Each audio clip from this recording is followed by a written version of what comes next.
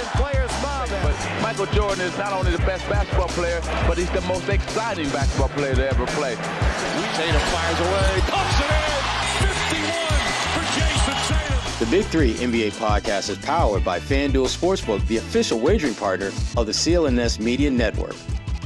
Hello, everyone. Welcome to the Big Three NBA podcast. I am one of your co-hosts, Kwani Lunis, joined by Sherrod Blakely and Gary Washburn. And first of all, we want to thank the people that have been listening to us when we were formerly known as the A-List podcast. So for those of you who are new and just stumbled upon us, we're going to introduce ourselves really quickly. So Gary, you have the honors. Who are you?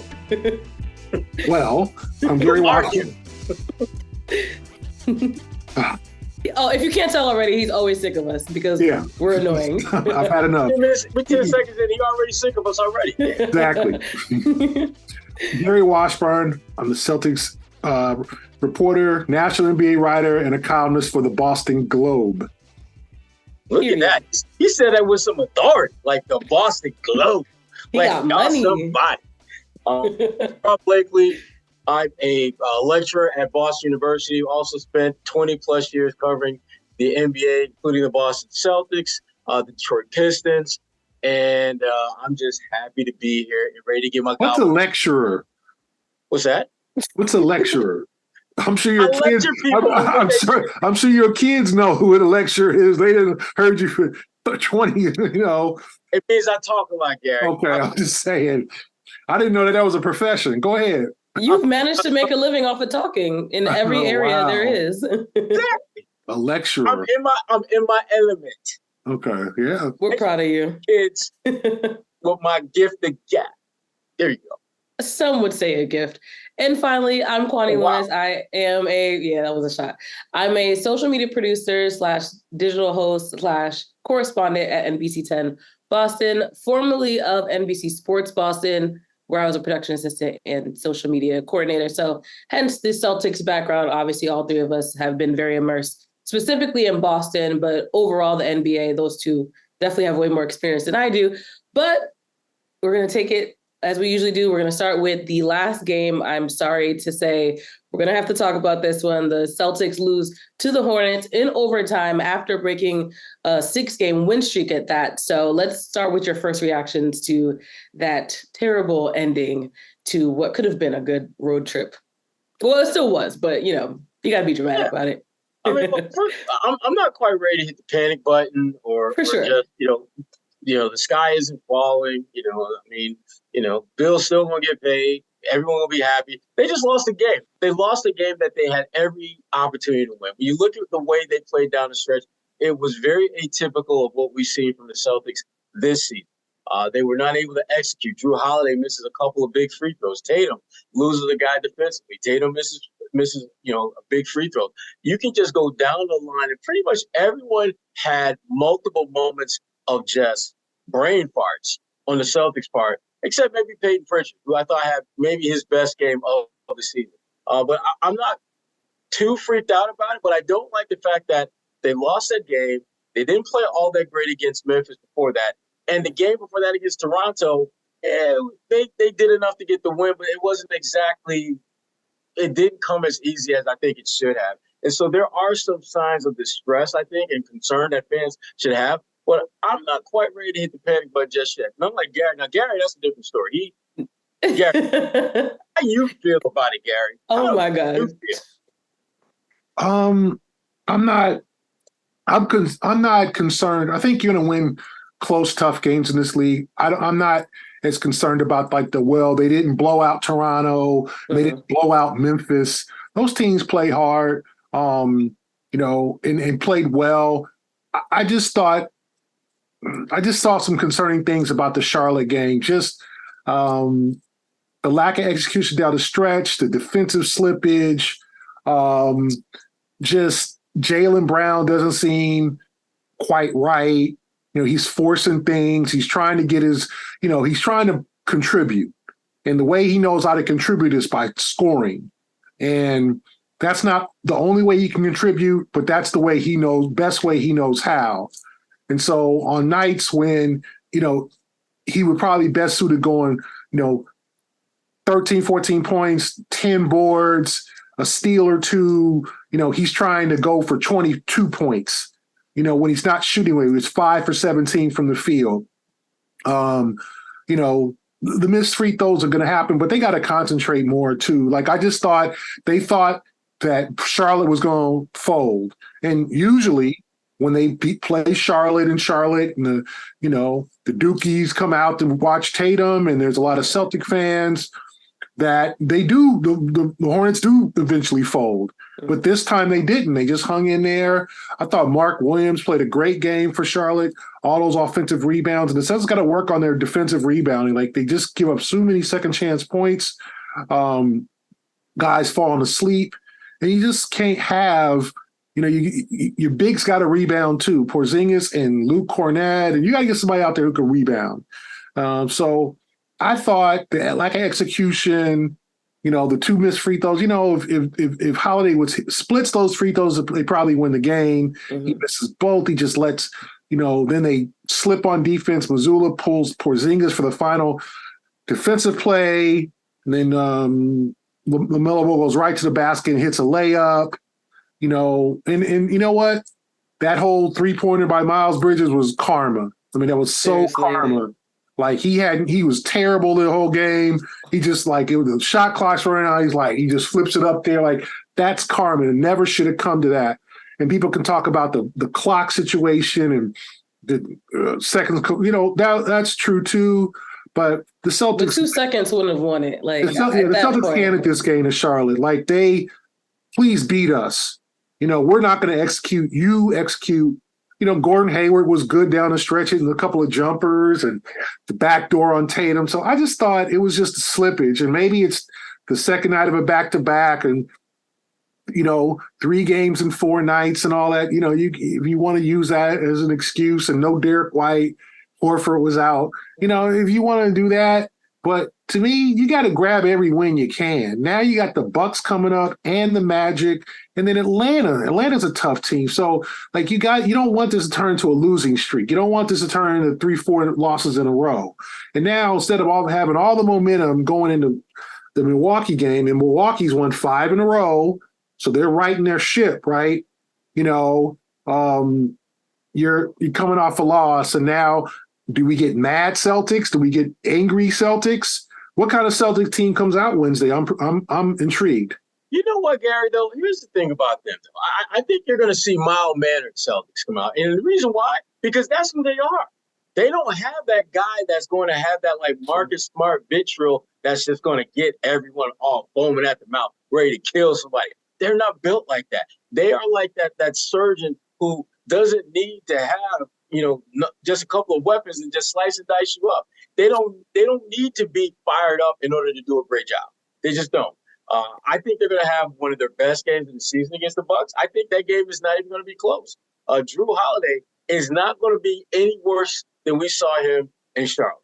I know that. If they get Derek White back, Al Horford's probably going to play back. If they have their full complement of guys back in the fold, I don't think that game is going to be that close. And that's no disrespect to Milwaukee, because I think Milwaukee's playing good basketball. As you pointed out, they were 5 in a row, and they have, I think, a good team. I just think the Celtics are going to be like, look, we're just going to handle our business. We're not going to scream. We ain't going to shout. We're not going to get the pom-poms. We're not going to be, doing like the Dukies do, slapping the floor and all that nonsense. No, we just go out there and whip that ass. That's it. That's all we're going to do. And I think that's the mindset that they're going to come into that game. And I don't think there's a lot that Milwaukee can do, because here's the other thing, too, about the Bucks that most people probably didn't look close at that box score. The last game, Giannis was 20 for 23 from the field. Dude took 23 shots and only missed 3. So you know what the law average is going to tell you. He ain't going to be that efficient. He may get similar point totals, but he's not going to be that efficient, especially when you look at the guys who will be defending. So Milwaukee isn't going to be as good as their last outing. The Celtics aren't going to be as bad as their last outing. And those two factors coming together, I see the Celtics winning this thing by double digits. Before we get into the blame pie, because I would love to see how you two divide the blame for that specific loss, I think we should first do a quick acknowledgement for Tatum. It was very interesting that a clip from him, I believe it was, I don't know exactly when that clip initially aired, but I remember when it aired, and he basically said, and it was kind of basically referring to load management. And a lot of times people, they're scraping up money to go see LeBron James and Giannis and, of course, a Jayson Tatum. And he mentioned in the clip that, ironically enough, he said on a Monday night in Charlotte, I want to make sure that someone that scraped their money for maybe their kid to see their first NBA game, that I put on a performance. And that's exactly what he did on Monday night, 45 points, 13 rebounds, 6 assists. And he showed out in a way that I think is worthy of being a star, being a leader for this team. Obviously, there was, in the end of the game, a little confusion, and it seemed as though they didn't have their game together. But overall, what do you think this says about not only the leadership that he has for his team, but him really trying to solidify his place as one of the top stars in the league?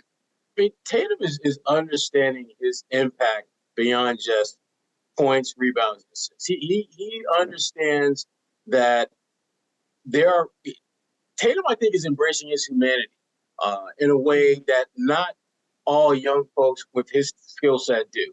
He understands that, I'm worth I got 9 figures in the bank. When I go to sleep, most of it he hasn't touched. I go to sleep and I probably made more money in that 24 hours than some people may work in their lifetime. But that doesn't mean that I should take them for granted. And I think part of that has to do with the fact that he had a child at a very young age. I think Tatum is more in touch with some of those things that your average mom and dad are experiencing and going through that maybe not some of his other teammates who maybe don't have kids or maybe they're not quite, they didn't literally grow up along with their kids the way he has with Dukes. And I think all that is giving him a different kind of perspective and I think appreciation for little things like folks who shelling out big bucks to see him play. I don't think it's a coincidence that one of Tatum's better games during this recent 5-6 games was that game in Charlotte where he knew people were going to be ready to clown him if he went out there and went 7 for 29. Talk about being in Charlotte on a Monday night. Right. He knew that he had to put on a show, and he did. And he did everything right except get the win. And if you're a Charlotte fan, it was a perfect night for you because you got to see one of the best players in the game go off and play well. And your home team won the game. So Tatum, I give him props for kind of understanding and embracing the role that he plays beyond being just a basketball player. Yeah. I applaud Jayson for showing out 45 points. Get him, Gary. Get him. I feel it. But that's his job. No. I'm not. His job is not to score 45 points a game. First of all. But I also felt like in the second half, he started settling for threes, and he was trying to wow the crowd with his range, and he's got great range. I just thought he could have attacked the basket. I thought he could have sealed some, gotten to the rim a little bit more. And I'm not saying he had a great night, right? Great night, but I just thought there was kind of some let me show the folks a little something, and then there he did attack the rim, but I also thought there was just a little too much. Let me take this 30-footer, and I just feel like with Jayson. I know there's nights it was interesting because he took 1 3-pointer against Memphis. 1. He hit it. It was in the fourth quarter. He took 15 against Charlotte. Season high. So he went from season low, obviously, to season high attempts in 3-pointers. So he took 15 of his 28 shots. So I felt like Jayson was brilliant, but he scored 31 in the first half. He was a -5. So his teammates didn't help him, and he's usually had a crazy great plus minus. He was a -5, and I think he would quite honestly take the 45 points back to hit that free throw to tie the game too. I think he's hard on himself, but that was brilliant, Jayson. I mean, I just felt like there was sometimes he, like the Celtics, thought, okay, we're up 18. I'm gonna take this. I'm gonna take this pull-up 3. Like they were messing around with the game a little bit. And I just thought it came back to burn him. And Jayson was not the only one, believe me. I'm not putting it on Jayson. I thought he was great. But I also felt like there were some times he could have really taken advantage of his mismatch, because nobody on Charlotte can guard him. So I thought it was a good game, but it came in a loss. And I just think there was so many things to point out about that game. But I credit Jayson. he gave the fans their money's worth. They came out on a Monday night in Charlotte, as he said. And, you got to applaud having a player in today's NBA who wants to play every night, right? Who wants to give it all. No load management, no day off, no, coach, I'm a little sore right now. I got a little cough. Yeah, this would have been an easy game for guys to sit out. It was the second game of back-to-back against one of the worst teams in the league. And, hey, it cost them. They all played and they lost. But I think it's a lesson to them. But also credit Jayson for every night putting himself out there and doing his best. Score early this NFL season with FanDuel, America's #1 sportsbook. Right now, new customers get $150 in bonus bets with any winning $5 moneyline bet. That's $150 if your team wins. If you've been thinking about joining FanDuel, there's no better time to get in on the action. The app is so easy to use. There's a wide range of betting options, including spreads, player props, over-unders, and so much more. So visit FanDuel.com/Boston and kick off the NFL season. FanDuel, official partner of the NFL. Well, the crazy part about that, Gary, is that what Jayson is doing is considered like old school, like actually doing your job, doing the thing that you getting paid millions to do is like old school. And it kills me when I see guys, and Kawhi Leonard, I'm going to use him as an example because to me, that's the poster child for load management. Kwani Leonard? Yeah, my initial namesake. Exactly. Kwani Leonard. KL. Her cousin Kawhi. The queen of load management, Kwani. Exactly. Dang. How I get in this? You catch the strays. I'm sorry. Right. Management. And to me, that has been one of the worst things that's happened to the NBA. Because now you got copycats. It's like everything that happens in the NBA. You got copycats. Other cats who want to do load management, thinking that, this will just help me, later in the season. I'm like, bro, you only played 25 minutes. What the hell right. you talking about? You acting like you play 38 minutes a night, but you need load management. That's the stuff that drives me nuts. And there's more and more of that happening in the NBA. And the sad part is teams are allowing that to happen, which, again, shout out to Adam Silver for saying, like, look, we're killing that right now. And why are we killing it? Because y'all starting to mess with my money. That's why. Right now, they're obviously trying to put together the most attractive package to get the biggest and fattest media rights deals that they can get. And when you are at the table and folks are looking at like, well, you know what? We don't really want to pay this much because you got 75% of your league don't play more than 70 games or something like that. That's the kind of stuff that Adam's like, look, we're not trying to have that conversation. So y'all need to figure this out. Get out there and play.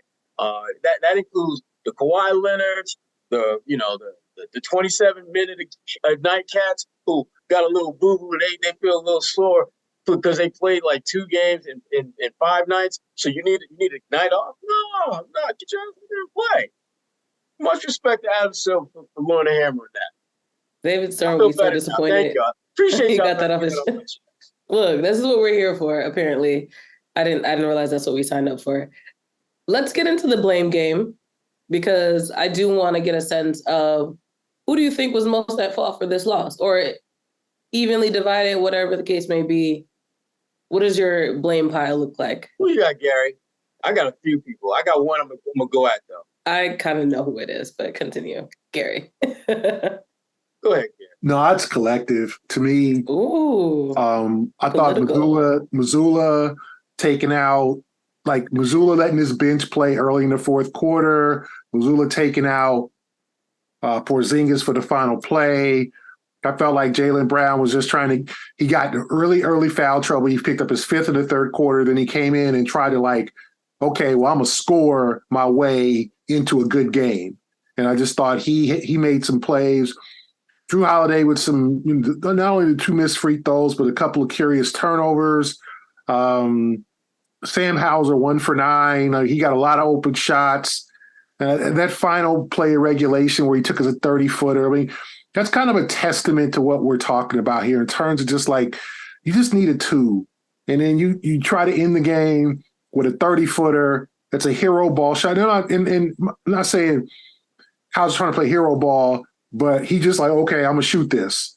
Also, right? why was that shot for him in general? I didn't. I just understand that part. Tatum got doubled. Like Tatum dribbled down. He was at the sideline for whatever reason.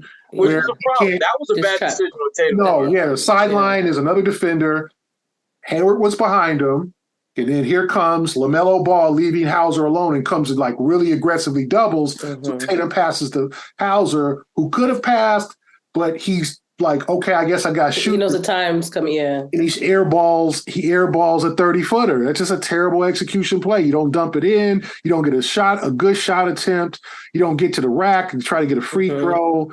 Nothing. And then you just leave the door open for Charlotte to win the game in overtime. So I felt like it was a collective effort. Those guys looked tired. They looked disengaged after they took a 108-101 lead. And it was everybody. Tatum getting beat on the back door by Hayward. Guys not rebounding, letting Mark Williams look like he was Shaq in there in terms of grabbing Moses Malone in his prime, looking like, just grabbing everything. Not Post Malone, Kwani. Moses Don't do that. Don't do that. That's not even funny. You know what? I should leave right now. Like, did he say Post Malone? No, I said Moses Malone. Not Jeff Malone. Not Post. I feel so disrespectful. My Post Malone, Moses Malone. So looking like they just did everything they could, and it basically, and then as I said, there's Miles Bridges, like, okay, let me take this. And that's how you lose. Like, that's the basketball guys talking. Like, you let these fools hang around long enough that they're going to make a play and they're going to win the game.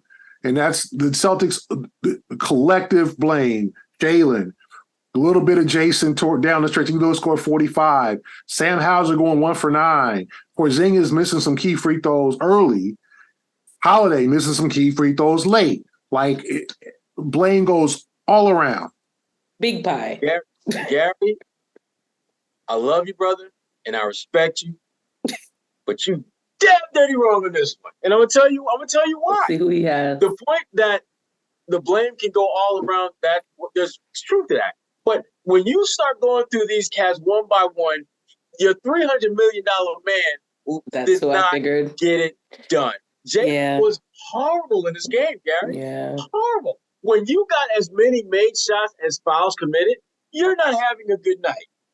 You're not having a good night. And the thing about Jaylen, not only was he not making shots, he was making a negative impact at both ends of the floor. Not making shots, not good defense, and just basically playing like crap. And they needed him on a night when you don't got D. White, you don't got Al's defense. You needed your number 2 guy to play like a number 2 guy. He played more like a number 22 guy. He was horrible in this game. And I love Jaylen Brown. And he is one of the top. And we went back and forth a little bit on this on the Garden Report. I think Jaylen Brown is a top 25 player in this league. On some nights he could be top 10, top 15 if you got to go. Argument can be made. Yeah. A player with that type of skill set should not be going 5 for 17 against the damn Charlotte Hornets. I'm sorry. No disrespect. Actually, no, forget that. I am disrespecting Charlotte. I ain't even trying to front like I'm not. I am absolutely disrespecting the Charlotte Hornets. Jaylen should have been better than that. And his inability to even be remotely better than that was a big reason why they lost. He had 13 points, and he's had less than 15 points in back-to-back games. He did that once last year. I think he's only had, since he's been a regular starter, there have been very few games where Jaylen in the last 2-3 years had back-to-back games where he scored so little. Typically, when he has like a low-scoring game in the teens, he bounces back with a big night. That was not the case, obviously, in Charlotte. I'm very interested to see what he does against Milwaukee because he has to be significantly better than we've seen him in these last 2 games. Because if not, they catch what's going on? There's a bigger question there. They're catching another L. And the thing about Sam Hauser, and I know he was horrible shooting the ball, but you know what? Peyton Pritchard was not. So you still got comparable production from that particular wing guard position. Yeah. Porzingis, and again, a lot of guys were good, but Jaylen Brown, listen, a lot of guys stunk. Jaylen Brown's stinctitude, if that's a word, it is right now, was a little bit higher than the rest of the guys. That's all I'm saying. Well said. Well said. No, as we transition. Oh, yeah. No, as we transition. Sorry. Now look, we just couldn't look. His mic changed the moods. What are you gonna say? No, I agree that he was bad, and I look at his November numbers, and he's struggling. 43% from the field, 30% from the 3-point line, 20.3 points, as opposed to the first 3 games in October. The first 3 games of the season, he was 25 points a game. His offensive rating this month, 101, which is not good. So he's struggling. And, 21 for 70 from the 3-point line, averaging almost 3 turnovers a game, 26 turnovers in last 10 games. So, and rebounding, I mean, he's, his rebounding is down, and if I look at Jaylen in 13 games, Jaylen has 6 offensive rebounds. Like he's got to be better than that. He's got to do other little things. Get your T second, but you cannot have in 13 games a total of 440 minutes, 6 offensive rebounds. He's got to be better. And you're right, and I said, I just think he's trying to mold into the offense. I think he's got this well. You know what? It's my turn to lead us. And I don't think he's being selfish. I don't think he wants all the stardom. I just feel like he feels like that's the way he's got to do his part. And there's going to be some nights where it's like, Jaylen, we don't need you to score. We need to get offensive rebound. We need you to get a stop, a block, a steal, that type of thing. Like, we need you to make a play.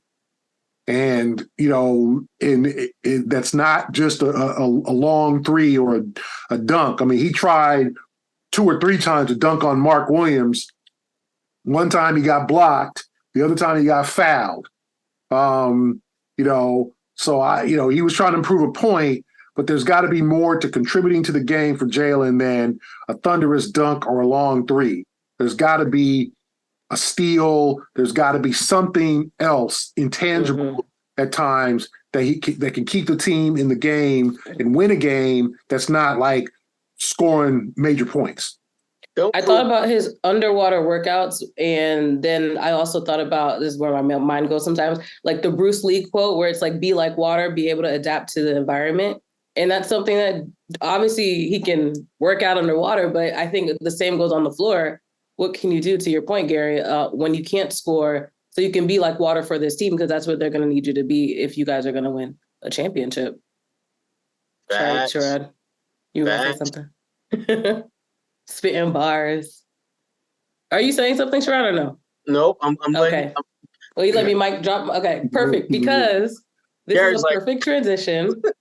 We were talking about blame pie. So I'm going to flip the script really quickly.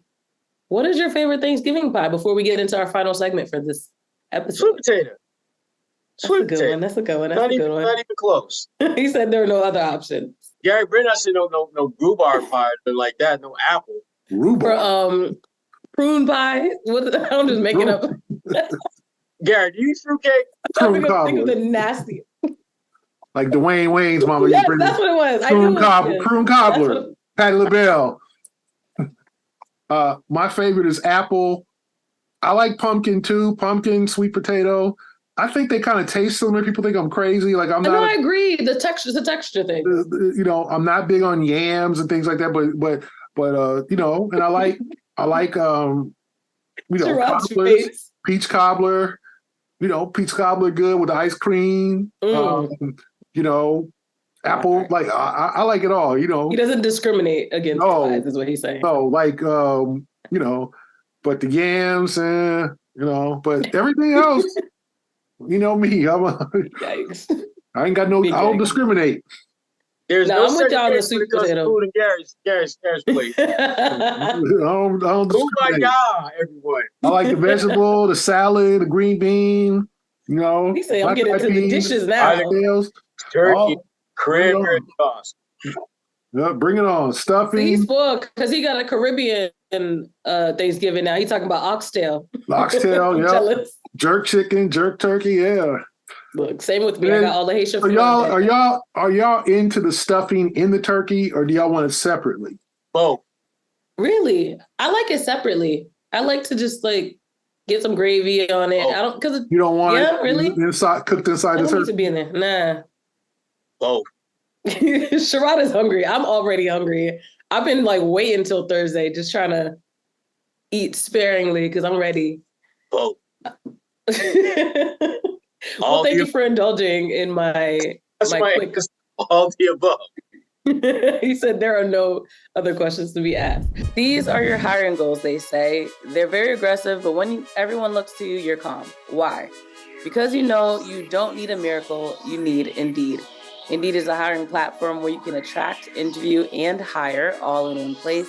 Instead of spending hours on multiple job sites searching for candidates with the right skills, Indeed's a powerful hiring platform that can help you do it all. They streamline hiring with powerful tools that can help you find your matched candidates. With Instant Match, over 80% of employers get quality candidates whose resume on Indeed match their job description the moment they sponsor a job. Candidates you invite to apply are 3 times more likely to apply to your job than candidates who only see it in the search. Indeed does the hard work for you, and they show you candidates whose resume, once again, on Indeed, fit the job description immediately after you post so that you can hire faster. Even better, Indeed's the only job site where you only pay for applications that meet your must-have requirements. Indeed is an unbelievably powerful hiring platform, delivering 4 times more hires than all other job sites combined, according to Talent Nest in 2019. You can start hiring now with a $75 sponsored job credit to upgrade your job post at Indeed.com/A-list. Offer good for a limited time. Claim your $75 credit right now at Indeed.com/A-list. Once again, Indeed.com/A-list, and show that support by saying you heard this on the podcast. Indeed.com/A-list. Terms and conditions apply. Need to hire. You need Indeed. All right. Finally, we're going to have do on this podcast. We love to do games, fill in the blanks. So for this one, we're going to do 2 fill in the blank questions. The first one is specifically for the Celtics. The Celtics should be thankful for what?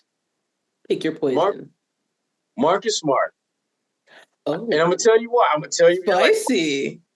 Because of Marcus Smart and the value that he has, you were able to engineer, to put together this roster, a championship roster. If this team wins a championship, Marcus Smart should get a cut of that championship out, because his ability to be moved allowed you to put these pieces in place to be one of the top tier teams.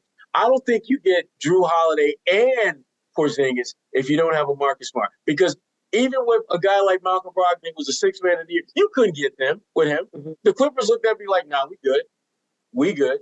Thanks, but no thanks. So be thankful for Marcus Smart. And also just be thankful for the contributions he made when he was a Celtic.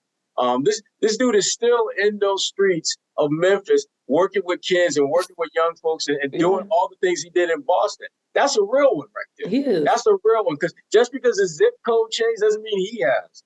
Much respect to my dude Marcus Smart. I'm sure he would hate that answer, but it was a really good one, which is why I was shocked. I was shocked too. Yeah, that was good. That he had a good answer. I'm stunned. That he had a good answer. I was stunned. Okay, right, Mike. What you got? Thankful for Billy King. Now y'all trying to be off. Okay, explain. The former Brooklyn general manager who traded them the draft picks so they can get Jayson and Jalen. So they should be thankful for that. And then that allowed them over the years to acquire other players, because players want to play in Boston. But just the aggression, I'm going to say thankful for the aggression of Brad Stevens for being able to go out and get Drew Holiday. Or even Porzingis, as Sherrod alluded to with Marcus Smart, because they easily could have ran back the same team as last year. And still been a top team. It's still been a good quality title contending team. They could have brought Marcus back. They could have brought Malcolm back. They could have brought everybody back. Cross your fingers on Robert. Now, obviously Robert had some bad luck in Portland and is now out for the season, but they could have brought the same crew back, added, like Sherrod's buddy O'Shaper said, they could have added a couple of guys here and there to the bench, ran the same back, and would have been one of the top teams. But Brad's aggression, just like, you know what, I need to make some changes. Porzingis brings a new element that they haven't had in years. And then Holiday is that stabilizing force. Obviously, he struggled against Charlotte, but he's a consistent stabilizing force for this team, along with the rise of Derek White playing really, really great basketball. Hopefully he gets back soon from some of his personal things he's off the court handling. So I'm going to say thank you for the I was joking with Billy King, but thank you for the aggression of Brad Stevens to basically be as aggressive and be as changing things when he really didn't have to. Yeah, I was going to be proud of the Billy King one, but damn, okay. Yeah, I think it was a couple one. We got you. Gary giving out like multiple, He said, you get an award and you get an award. I think mine would be, okay, so mine changed over the last few answers that you guys had. And then at one point it wasn't Brad Stevens because you were trying to be funny. And initially, I'm not going to lie, it was going to be Jayson Tatum because obviously he's been able to lead his team on the floor as well. But you know what? I'm going to go outside the box a little bit as well. And I'm going to say Joe Mazzulla. This is his second year as a head coach, already thrown in. I know, look, we ain't got Sherrod's face. Being thrown into a role that some thought he wasn't prepared for. And right before we hit, Thanksgiving, the team is 11-3. So I think obviously he's on the floor executing day to day, night to night. But at the same time, I think it's very telling the way he's been able to lead this team as well in a way where, again, he's not physically playing this game, but he has clearly been able to keep this team together in a way where they can execute on a night-to-night basis. Of course, there are going to be some hiccups. It's still early in the season. I think Celtics fans should also just be grateful for the fact that they do have that record. They're number one in the East. They're still undefeated in their in-season tournament play right now. There's a lot, I think, to look forward to with this team.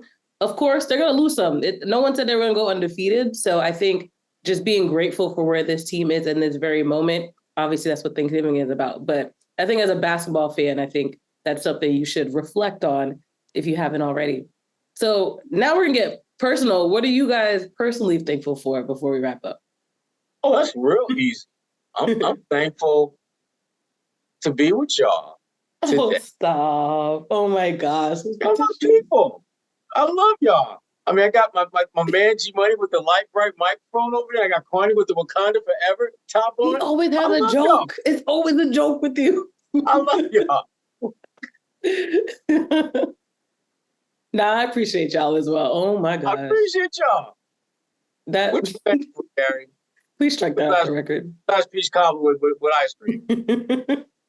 That is pretty good, though. I ain't gonna lie. It is a good combination. I'm thankful that we're all doing well, happy, progressing, living our best lives in Boston, and we're all able to do the podcast, and everything is okay. We're all doing well. So I'm thankful for that. I'm thankful for just having the opportunity to not only do the podcast, but just to talk and have fun. I mean, let's be honest. I mean, we cover professional sports for a living. Like this is a job where people would love to have. So I'm thankful for that. I'm thankful as much as the stress and deadlines and all that stuff comes. This is still a pretty amazing job. So I'm thankful for that. I'm thankful for the opportunity to do this. That's what I'm thankful for. Good one, Gary. Playing along those lines, I'm obviously grateful for being able to do this podcast with the two of you. It's been about 3 years, I think, at this point. I really have actually lost count as to how long we've been doing this. But also, we're nothing without the people that listen to us as well. It's the perfect setup. I'm grateful for the people that have been listening to us over the last few years, the people that have been watching on YouTube. I've run into people on the street we listened to the A-List podcast.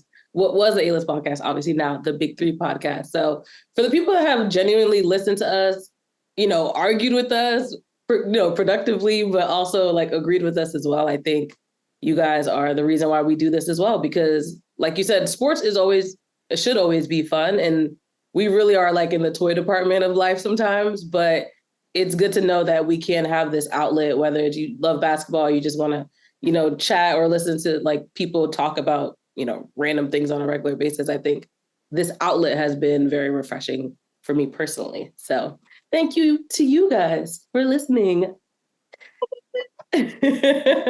All right, no more sappiness until next year. That being said, we appreciate everyone that tuned in to the first episode of what is now the Big Three NBA podcast. We've said this before, but if you have a friend who's a basketball fan, a Celtics fan, just likes listening to people talk about sometimes nothing, sometimes important things, send them to us. We're on every podcasting app. We're on YouTube.